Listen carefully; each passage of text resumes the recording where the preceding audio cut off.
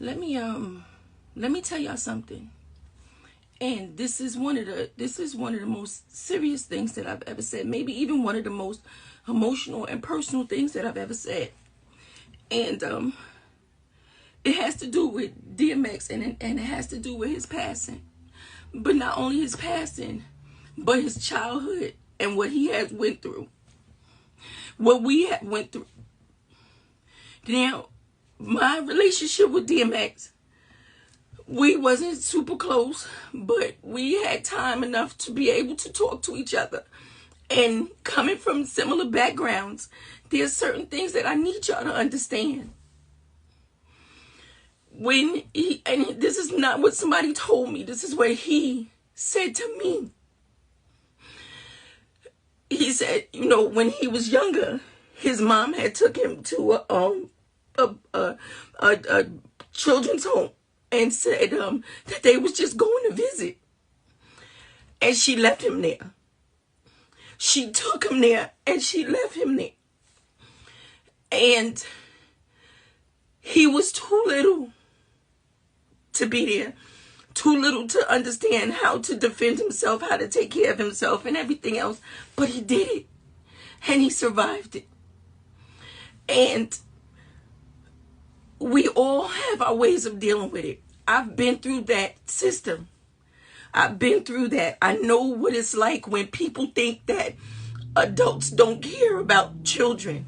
I know what it's like to run the streets, sleep on the train, sleep in the hallways, try to sleep at friends' houses, have people tell you could come stay at their house and their brothers are trying to mess with you, or even their fathers and adults and uncles and shit. I know what it is like. And we all handle it differently. We all have our demons. When people would see me and say how angry I was, they didn't understand what I had endured and what I went through. And as soon as me and DMX came in contact with each other, as soon as me and Earl came in contact with each other, we already knew what was done to that spirit. And it makes you overly aggressive. It makes you seem angry to people. It makes you seem mad to people. So people try to find whatever they can in order to overcome that. Some people turn to drugs. Some people turn to drinking. Some people turn to other things. People wonder why we give so much. The money that I make now, right? I give most of my money away to children who are in foster care and going through situations. You know why? Because there was nobody to do that for me. There was nobody to do that for me. So I do that. I give back. I try to make everybody happy. I try to keep everybody good because of what I may be dealing with on the inside. Everybody's fighting their own fucking demons. So when I think about it right now, I think about the fact that when that certain amount of peace comes along, why do you think, let me tell you why Roxanne Shante don't drink or don't use drugs. You know why?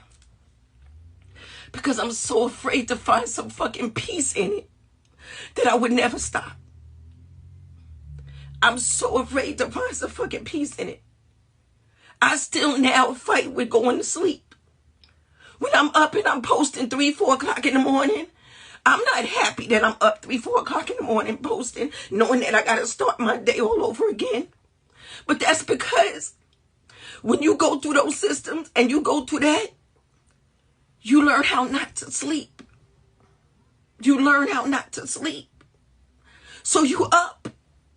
You up, and every time somebody shows you the least little amount of some type of deceit, or you catch somebody wrong, you so quick to let go because you know that as soon as you let your guards down, as soon as you trust somebody, something bad can happen. Something really bad can happen because you've done it. To miss out on a childhood And then people wonder why you make the mistakes you make. Yeah, I make mistakes all the time. And they say, oh, you probably suffer from arrested development. Oh, you probably have this, you probably have that. No, I went through some fucking shit too early in life. I went through it when I wasn't supposed to. That's what it was. I went through it when I wasn't supposed to. And it's just so hard when you see people saying mean things and doing mean things, and even when you online and people are posting and saying negative things and saying all this other foul shit, you learn to just see past it. You learn how not to you get a tough skin because of it. So my heart is hurting right now. But in a way, I know that he has found some fucking peace. I do. And I'm saying this right now because for all of us who have experienced it, for everybody that's been out there that has went through the foster care system and had a bad experience, because I'm not going to say all foster parents is bad, because I have a sister who's a foster care parent because she wanted to be one of the good ones. When you have been a check child, that means they take them and they take you in their house because they only want a fucking check. And then you go into this fucking hip hop field and they only fucking nice to you because you're a commodity and you making them some fucking money. It's like this cycle never fucking stops. It just never stops. Oh my God. So just know that there were people that were out here that were trying to help him. People that he could talk to. But you can't, nobody can fix what is unreachable inside of you. And it's just rough. And I just need to say that. So if you know a child and you see a child in foster care, or you see a child that's going through something, man, help them. Say something. Say something to their parents. Do something.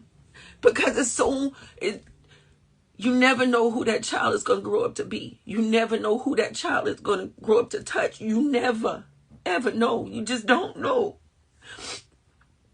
And you just don't know. So I'm just saying, anybody that has been through it, I know it's hard, and I know that you're dealing with it, and I know you done seen enough social workers to save you a lifetime, but maybe there is some type of therapy you get. Sometimes it's not even about wanting to grow up and be rich and have money. That's not it. It's not wanting to grow up. It's about wanting to find some peace, some happiness, a family that is yours. That's what you really want. That's all you want. I took in kids because I wanted kids to feel happy. I wanted them to feel a place that they could go and be loved. And yeah, my mouth may be foul, but they know they would never be hurt. They know they would be fed. They knew I would share my last. That's all you want. That's all you want. That's all you want. So I needed to say that. I just needed to say that. With profit, muscle. Yeah. The only man in the world who can do handstand push-ups with his fist. Roger, tell these motherfuckers subscribe to the Prophet channel. Oh, they got you. See what kind of good person you were. Dollars, I loved you. Listen. Know you got your mom's love.